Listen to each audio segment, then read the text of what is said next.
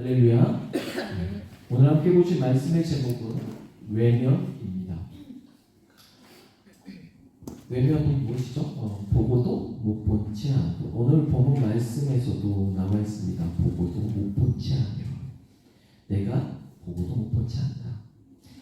전락이라는 1956년에 발표된 실존주의 문학가 까뮈의 대표작 전락이라는 대표 소설이 있습니다. 그 대표 소설의 주인공은 네덜란드의 수도인 암스테르담의 술집에서 전직 변호사라고 이제 나옵니다. 그 사람의 이름이 클레망스입니다. 근데 이 사람이 오래전에 한 여인이 생강에서 투신 자살하려는 것을 보았지만 보고도 못 본 채 하고 그냥 지나쳐 버립니다. 왜냐하면 그가 목격자로서 이것을 보고 그러면은 나중에 가서 증언할 일도 생기고 그래서 복잡할 것 같으니까 그냥 보고도 못 본 척하고 방조한 것입니다. 그렇게 그는 자살을 방조한 이후에 자신의 영성과 도핑이 얼마나 기만적이었는지를 깨닫게 됐고 계속해서 자살한 여인의 소리가 자기의 귓가에서 맴돌게 된 것이죠. 그로 인해서 고통을 당하게 됩니다. 그는 세상에서 진정한 결백이나 정의 등은 모두 위선이라고 단정하게 됩니다.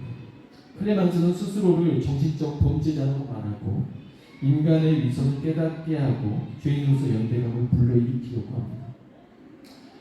이런 것을 뭐라고 표현하냐면 추운 겨울날 헐벗은 사람을 보고도 못 본 채 하고 지나치는 것, 이것 또한 방조의 외면이다라고 말을 하게 되는 거죠. 야고보서 4장 17절에서 야고보는 이렇게 말합니다. 사람이 선을 행할 줄 알고도 행치 아니하면 죄인이라고 말하는 거죠. 보고도 못 본 채 하는 것도 죄다. 선을 행할 줄 아는데도 행치 않으면 그것도 죄다. 네. 하루는 신집사님 기억할지 모르겠어요. 하루는 이제 여기 페레토 광장에서 걸어가다가 신집사님 걸어가는데 제가 봐도 그냥 허우대가 멀쩡하고 잘생겼고 최종적으로 나가서 돈 벌어도 될 것 같은 사람 항상 모자를 내밀고 이렇게 돈을 달라고 해요.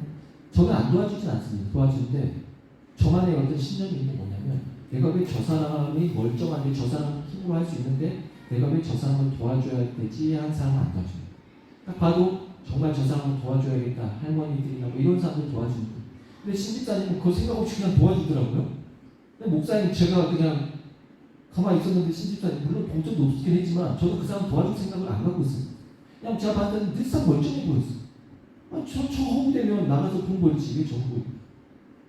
근데 잘 생각해보면 이제 저도 그런 거에 대한 위로를 어디서 삼냐면 제 선배 목사님들이랑 같이 길을 가다 보면 선배 목사님도 자연스럽게 그냥 보고도 못 본 척 가시길래 저분들도 그러면 나도 뭐 정죄감을 가질 건 없지 않나. 특히 다 어떻게 다 도와주겠나 이랬는데 무서운 게 뭐냐면요. 그 사람을 도와주고 안 도와주는 게 문제가 아닙니다. 그 외면에 따르는 내 자신에 관련된 거죠. 한 번 외면, 두 번 외면, 세 번 외면. 그냥 우리가 그런 걸 도와주려 할 때마다 먼저 생각이 드는 부분이 있습니다. 사실은 저 사람들이 끝나고 나면 벤치가 와가지고 저 사람들 태우고 간대. 그리고 저기 뭐 장애인처럼 많이 기어다니는데 알고 봤더니 그거 다 가짜고 저 사람 집이 뭐 네 채인데 이런 말 들으니까 못 도와주게 됩니다. 성경 말하는 거죠. 항상 그런 사람들 가난했고 중요한 건 내가 그 사람들보다 더 낫다. 근데 먼저 외적으로 판단하고 안 도와주는 거죠.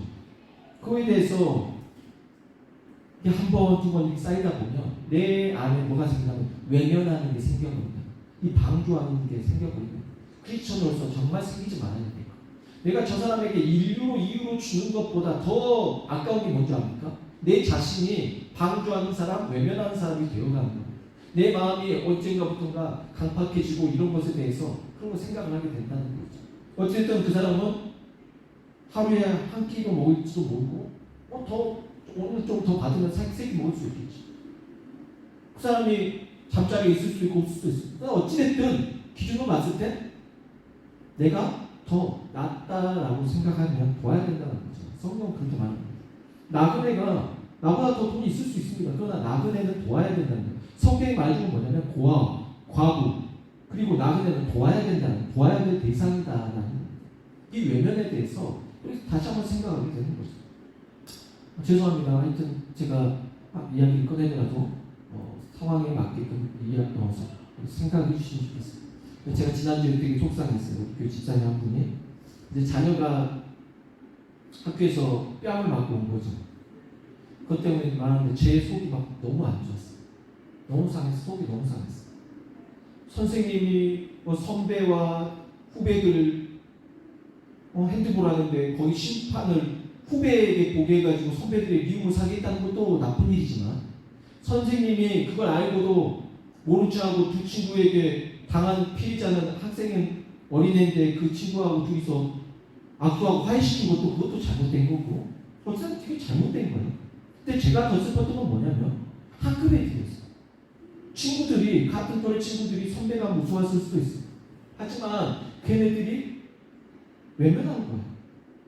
누가 하나 와가지고 힘들지 하고 같이 울어주고 힘들어하고 선생님한테 누가 이거 찾아가서 말해주고 엄마들에게 부모들에게 말해서 이게 학교에 이런 일이 있었는데 정말 이건 잘못된 것 같다 이랬다면 안타깝지 않은데 오늘날의 현실이 너무 안타까운 게 뭐냐면 요즘 애들뿐만 아니라 어른들도 다 외면하는 시대가 되었다는 거예요. 보고도 못 본 척하고 지나간다는 거예요. 여러분 국뽕에 젖어서 말하는 게 아닙니다. 한국 사람들이 되게 자랑스러울 때가 있어요. 뭐냐면 그렇잖아요. 외국 사람은 지나가다 누가 쓰러지면 도와주면 안 됩니다. 왜냐하면 그 사람 도와주다가 혹시 잘못되면 자신에게 모습이 다 덮어씌워지기 때문에 도와주지 말라고 가르치는 거죠. 그러다 보니까 애들이 그런 것을 외면하는 것을 자꾸 배우는 겁니다. 보고도 못 본 척하는 걸 애들은 그걸 교육을 많이 해요. 그리고 우리 한국 애들은 그러지 말라고 배우거든요. 그런 건 도와줘야 된다. 네. 요즘 그 CCTV 보는 재미가 제가 좀 생겨서 CCTV 제가 보는 거 아니고 한문철이라는 그 CCTV 보는 사람이 있어요. 블랙박스 이런 거 보여주고 있어요. 한국의 그 블랙박스, 차량 블랙박스들을 이렇게 쭉 보여주고 있어요. 근데 되게 감사한 건 뭐냐면 지나가는 사람들이 차에가 불이 났으면 그냥 지나가도 상관없거든요. 근데 그 차 앞으로 가가지고 막 알려주고 멈추게 하고 자기 소화기를 갖고 와가지고 불을 꺼주고 그 사람들이 말하는 게 뭐냐면 이 소화기를 왜 가지고 다니냐면 내 거 차에가 불 붙을까봐 그런 게 아니고 혹시라도 내가 차를 타고 다니다가 다른 사람의 차에 불이 붙게 되면 내가 그 불을 꺼주기 위해서 갖고 다닌다. 되게 그렇게 말하고 되게 좋은 거예요. 그리고 한 번은 차가 전복되어서 이렇게 넘어져서 막 불이 붙기 시작하는데 안 도와주면 다 죽었을 거예요. 근데 달리던 차가 터널 안이니까 여러분 터널 안에서 불 나면요 여러분 괜히 잘못 도와주다가 큰 사고 납니다. 다 같이 죽을 수 있어요. 근데 한 남자가 뛰어내리더니 그 차로 달려가가지고 불 다 끄고 이렇게. 근데 자기가 타고 가던 차는 먼저 그 차를 앞지로 갔거든요. 그냥 가버리면 돼요. 근데 그 차를 앞에 세워놓고 한참 뛰어와서 그 차를 거기 타있던 사람 꺼내고 그 다음에 불 끄고 자신의 차에 누가 타고 있었냐면 자기 아내와 어린애가 타고 있었어요. 여러분 터널 안에서 차가 막 그 연기가 검게 글렀는데 내 차를 앞에서 세워놓고 애하고 불이 잘못 나면 달리던 차 치면은 다 죽어요. 근데 자신의 가족보다 먼저 뛰어가서 돕겠다고 달려가는 이 모습에서 너무 감사하잖아요. 네. 이게 아직 우리나라에 아직 있거든요. 이런 감사함. 이런 것을 놔두고 뭐라고 말하냐면 우리가 구제예요. 이게 바로 구제고 외면하지 않는 마음입니다. 오늘 욥기서에서 욥이 범하지 않는 죄 13가지를 말하는데요. 그 중에서 뭐가 나오냐면 학대와 바로 외면하지 않는 내입니다. 우리가 잘할 때 뭐 사랑하고 뭐하고 이런 거 내가 누구를 봉사하고 뭐 이런 건 아는데 뭐라고 하냐면 자신이 외면하지 않은 거에 대해서 말합니다. 우리 크리스천들이 한번 생각했으면 좋겠어요. 외면하는 거. 이거 되게 우리가 놓치는 부분이거든요.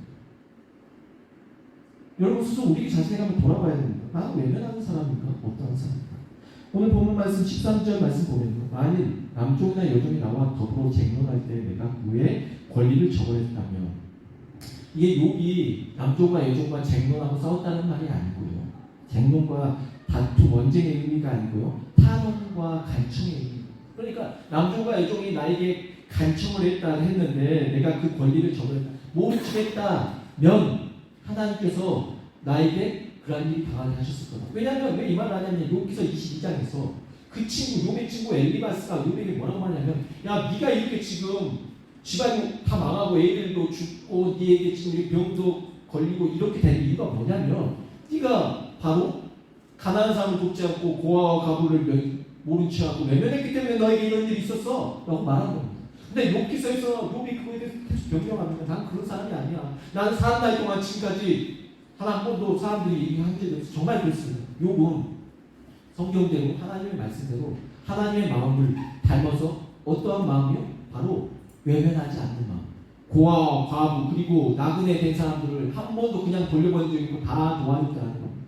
그 사람들 상황이나 이런 걸 따져보는 게 아니라 내가 당연히 크리스천으로서 내가 하나님의 사람으로서 당연히 해야 할 거라고 생각했다는 것이죠. 그리고 여러분 우리가 마틴 루터 킹 목사님도 있지만 우리 흑인 아직도 백인 우월주의 사상이 있어요. 그래서 흑인들을 차별하잖아요.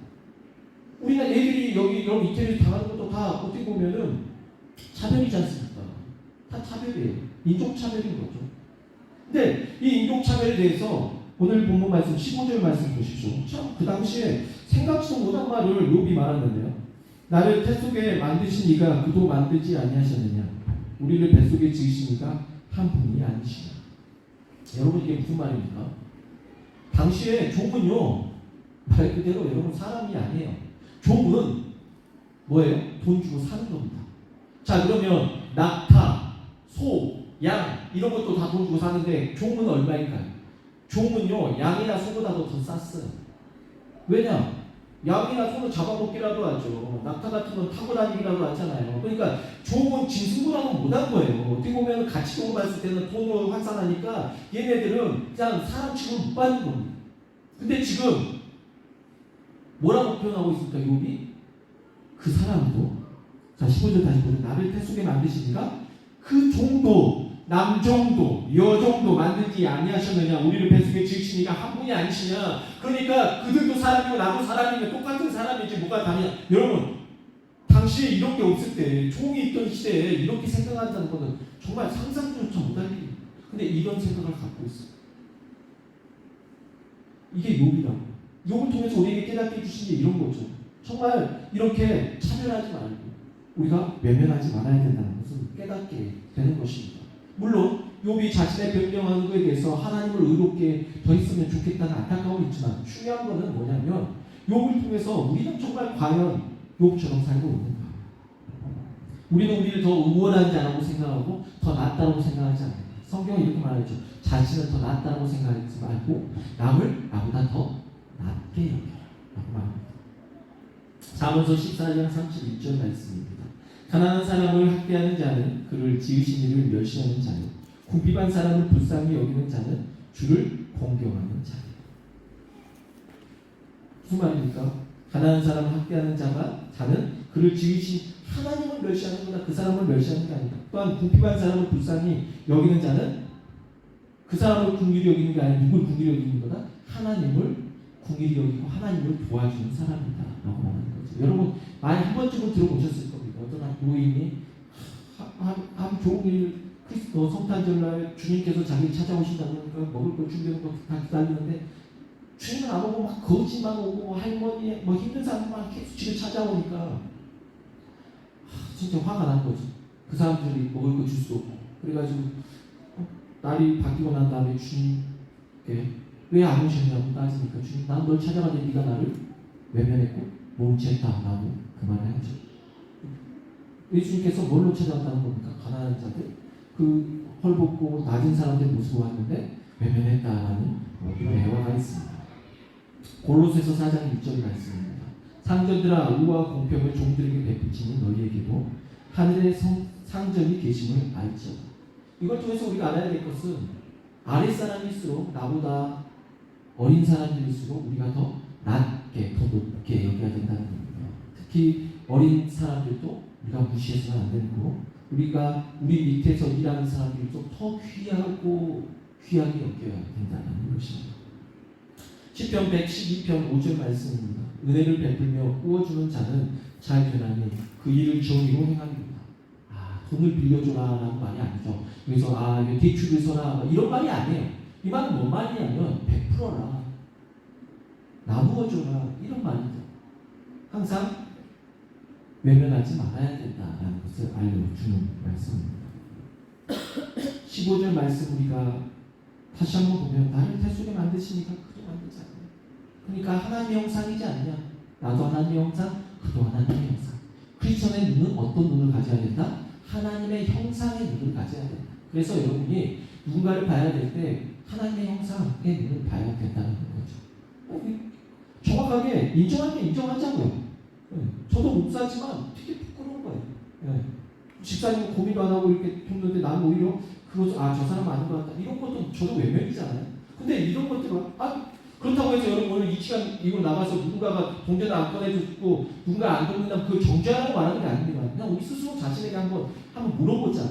내가 어떠한 신앙이 되어가고 있는지, 내가 어떠한 크리스천의 모습으로 살고 있는지. 우리가 신앙생활하고 예배는 드리고 있는데 점점 외면하고 있고 정말 예수 그리스도의 모습을 담지 않는 모습, 예수님과 전혀 다른 모습으로 살고 있지 않은지 창피하면 돌아봐야 된다는 것이죠. 다 내화가 있습니다. 감리교 목사님이셨는데요. 이 목사님이 한 38년간 목회를 하셨잖아요. 그때 어떤 노인 한 분을 찾아가셨습니다. 갔는데 그 노인 한 분이 되게 차갑게 대하는 거예요. 본 척도 안 해요. 냉랭한 거예요. 그래가지고 가서 그분한테 갔다가 전혀 대우도 못 받고 인사도 못 받고 이렇게 나오는데 보니까 그 할아버지 집에 난로 있는 데가 기름이 다 달아져가지고 난로를 안 떼고 있어서 냉랭한 거예요. 방도 냉기가 꽉 차요. 또 보니까 식량도 없는 거예요. 밥이. 그래서 이분이 나가는 길에 이제 다른 사람에게 부탁을 했나 봐요. 돈을 주면서 양고기 2덩어리를 저 할아버지한테 갖다 달라고. 그리고 난 일주일 후에 그 할아버지 찾아갔더니 할아버지 태도가 바뀌어있는 거예요. 할아버지가 얼굴이 좀 그래도 맞아주는 거죠. 표정이 달라졌어요. 그리고 이제 또 나가는 길에 또 부탁해가지고 양고기 2덩어리를 또 그 집으로 또 배송을 시켰어요. 그 다음 주에 또 갔더니 할아버지가 더 좋아졌어요. 표정이 좋아졌어요. 그러면서 할아버지가 이제 목사님의 기도까지 받기 시작했어요. 달라지신 거죠. 근데 이제 이 목사님이 이제 바빠가지고 런던을 떠나서 어떤 집회에 가게 된 겁니다. 집회에 가 있는 동안에 한 사람을 통해서 소식이 전해온 겁니다. 이 할아버지가 꼭 그 목사님에게 전해주세요 라고 말한 겁니다. 무슨 말인가 했더니 할아버지가 했던 말은 뭐였냐면 제가 목사님을 만나고 나서 너무 감사하고 이런 표현도 있었지만 중요한 건 제가 목사님의 설교를 듣고 변한 건 아닙니다. 목사님이 주신 그 양고기로 인해서 제가 이렇게 변했습니다 라고 표현한 거죠. 이걸 통해서 역시 속물이구나 이게 아닙니다. 이게 살아있는 거죠. 이걸 통해서 뭘 깨닫습니까? 우리가 말과 또 이렇게 행하는 것은 다르다는 거죠. 그래서 우리가 이 목사님이 그러니까 그 할아버지가 했던 말은 뭔 말이냐면 외면하지 않았다. 누구나 다 찾아는 와요. 보고 힘드시네요 이런 말 할 수 있는데 막상 그렇게 실질적으로 도움을 주는 사람은 없었다라는 것입니다. 여러분이 분별하십시오. 살아가면서 어떠한 크리스천이 될지 어떠한 모습으로 살아도 여러분 그 누구도 여러분 정죄하지 않습니다. 그냥 스스로 제 스스로도 저도 목사이지만 제 스스로에게도 저도 나는 정말 그 주님을 닮아서 이런 모습이고 싶다. 제 스스로가 생각하는 거죠. 여러분도 그렇게 생각하십시오. 신명기 15장 10절입니다. 너는 반드시 그에게 줄 것이요 줄 때에는 아끼는 마음을 품지 말 것이니라. 이로 말미암아 내 하나님 여호와께서 내가 하는 모든 일과 내 손이 닿는 모든 일에 네게 복을 주시리라. 땅에는 언제든지 가난한 자가 그치지 아니하겠으므로 내가 내게 명령하여 이르노니 너는 반드시 내 땅 안에 내 형제 중 곤란한 자와 궁핍한 자에게 내 손을 펼치리라. 무슨 말입니까? 너는 반드시 그에게 주라. 아끼지 말라. 그리고 뭘 하든지 여호와께서 하는 것처럼 해라라는 거죠. 그리고 이 땅에는 가난한 사람은 영원히 너희가 사는 동안 끊어지지 않는다.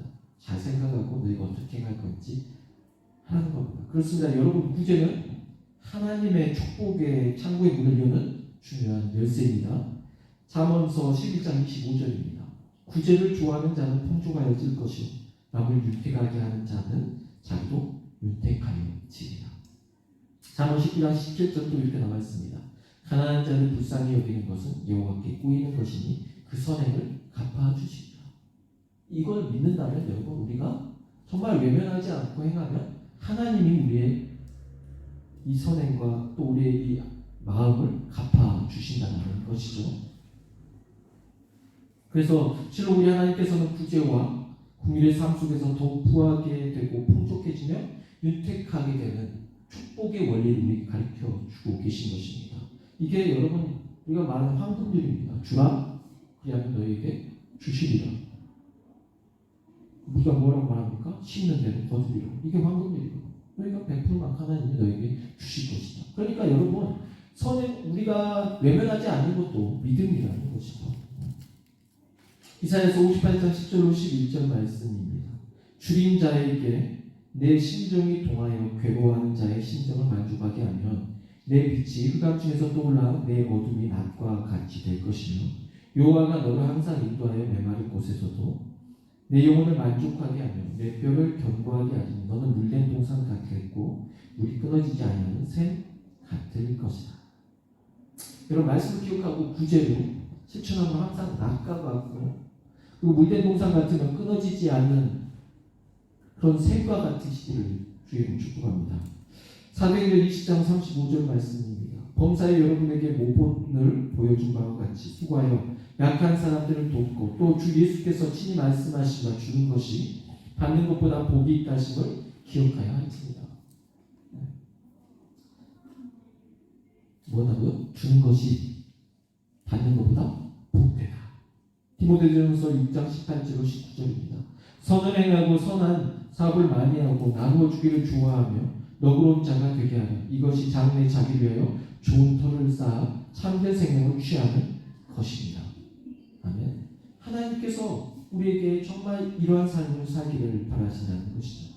1995년 미국 오레곤주에 있는 유니데일 신문에 어느 날 광고가 났습니다. 마을회관에서 종교 집회가 열린다는 내용이었습니다. 그 마을에 사는 한 부부가 이 광고를 보게 되었고 그곳에 참석하게 되었습니다. 그날 밤 영화 한 편을 보게 되었는데 그 영화는 6.25 전쟁을 다룬 내용이었습니다. 그 전쟁 때문에 생긴 한국의 고아들의 실상을 알리는 기록 영화였습니다. 영화가 끝나자 월드비전의 회장인 밥 피어스가 집회를 인도하면서 청중들에게 도와줄 것을 호소했습니다. 그리고 거기에 참석한 부부는 기도하기 시작했습니다. 그리고 며칠 후 남편은 혼자서 한국에 가서 고아들을 데리고 온 겁니다. 아내도 있고 남편은 그걸 보자마자 정말 실천하기 위해서 그 한국의 6.25의 거기 아이들을 보면서 고아들을 정말 데리고 간 거죠. 엄청난 거 아닙니까, 여러분? 알아요. 우리 지금 우크라이나에도 고아가 있고 어디에도 고아가 있는지 아는데 그걸 보자마자 막 마음이 동하여서 바로 데리고 간다는 거 얼마나 어려운 겁니까? 그 남자는 간 거죠. 그 아내는 깜짝 놀랐습니다. 한두 명도 아니고 남편이 무려 8명의 아이들을 데리고 온 겁니다. 근데 그 집안이 잘 사는 집안이 아니라 본업이 농사였어요. 농사꾼들이 아이들 8명을 키운다는 건 어려운 일이죠. 근데 그것보다 더 어려운 게 뭐냐면 당시 미국법으로는 입양할 때 국회 동의를 얻어야 됩니다. 그냥 여기 가가지고 일본인 것도 어려운데 국회 동의를 얻어야 되니까 얼마나 어렵습니까? 그러나 그들은 그 부부는 이 아이들을 입양하기 위해서 그 까다로운 절차를 밟아서 마침내 국회의 승인을 얻어냈고 이 아이들을 이제 키우게 된 겁니다. 이 흔하지 않은 사실이 신문을 통해서 고아들의 사진과 함께 전국에 알려지게 되었습니다. 그 후로 미국 방방곡곡에서 도움을 주겠다라는 편지가 왔고 그 남편은 더 많은 고아들을 미국으로 데려오게 되었습니다. 8명뿐만 아니라 더 데리고 온 거죠. 그런데 이번에는 비행기가 오레곤에 도착하자마자 고아들을 자신의 양자로 삼겠다는 사람들이 모여들었습니다. 이들이 바로 홀트 아동 복지회 하리 홀트와 베타 홀트 부부입니다. 8명의 고아들 데리고 오면 홀트 대장 다 알잖아요. 유명하잖아요. 8명의 아이들 시작해서 전 세계 가장 큰 어떤 고아들의 어떤 홀트 아동 복지회가 된 것이죠. 누가복음 6장 38절 주라 그리하면 너에게 줄 것이니 곧 후이되어 누르고 흔들어 넘치도록 하여 너에게 안겨주리라. 아마 이 부분은 없는 가운데 이 아이를 데려왔지만 하나님께서 외면하지 않는 이들에게 더 넘치도록 부어주신 줄 믿습니다. 고린도후서 9장 8절입니다. 하나님이 능히 모든 은혜를 너희에게 넘치게 하시나니 이는 너희로 모든 일에 항상 모든 것이 넉넉하여 모든 착한 일을 넘치게 하려 하십니다. 이처럼 하나님께서 항상 넘치게 해주셔서 모든 것을 항상 넉넉하여서 모든 착한 일을 넘치게 해주시길 소망합니다. 하지만 많이 넉넉하지 않을지라도 우리 마음이 넉넉함은 둘째치고 피근해지고 비궁해지지 않기를 소망합니다. 우크라이나 선교사님이 글을 써서 올렸는데 좀 그래요. 한참 막 뜨거웠어. 이태리도 마찬가지죠. 코로나 터지고 나서 뉴스에 나오니까 관심이 많더라고요. 뭐 이태리 어쩌냐고 막 전화 온 사람도 많더니 나중에 이제 다 커지니까 이제 별 관심 없잖아요. 마찬가지로 우크라이나 전쟁이 이제 1년 반 이상 넘어가니까 사람들이 관심이 없다는 거예요. 관심이 사달하게 다 식어버리고 관심이 없어요. 사람들. 영국 총리가 나와서 한마디 했는데 그 와닿았어요. 영국과 미국은 우크라이나를 지원하는 걸 멈춰서는 안 된다. 우리가 멈추게 되면 다른 이 유럽의 국가들도 지금 다 멈추고 있는 상태고요. 이제 관심도 안 갖는 거죠. 그렇게 되면 결국에는 러시아에게 승리를 안겨줄 거고 결국에는 그거는 그대로 끝나는 게 아니라 유럽의 전체 다시 그 피해로 돌아오게 될 건데 다른 나라들에게도 더 힘든 상황이 오게 될 거라는 것이죠. 외면하게 되면 부메랑처럼 그 피해가 돌아오는 건 사실이에요. 그런데 사람들이 뭐가 쉬워요? 외면하는 건 쉽거든요. 아마 우크라이나 사람들은 올해가 더 힘들 겁니다. 올 겨울이 더 힘들 겁니다. 그 전에는 그래도 지원이라도 있었는데 이제 지원이 끊긴다 그러고 무기도 지원을 안 해주지만 먹는 것도 다 관심이 끊어졌거든요. 이 가운데 더 외롭고 힘든 상황이 생길 겁니다. 그러니까 겨울이어서 바람이 많이 불어서 날씨가 추워서 추운 게 아니라 사람들의 관심이 냉랭해져서 끊어져서 외면 가운데 그 사람들의 냉랭한 그 외면 가운데 더 외롭고 힘든 시간을 보내게 될 것입니다. 사랑하는 성도 여러분, 우리가 가져야 될 것은 외면하지 않는 것입니다. 우리가 알고 행하지 않는 죄라고 한 것처럼 우리가 그렇게 되지 않기를 소망합니다. 여러분 통하여 예수 그리스도의 사랑이 외면당하고 있는 이들에게 전해지게 되기를 소망합니다. 추운 날씨보다 더욱 싸늘하게 식어버린 사람들의 관심 속에서 지쳐가는 이들에게 외면이 아닌 사랑과 환대를 베풀게 되기를 주 예수 그리스도의 이름으로 축복합니다. 기도하겠습니다.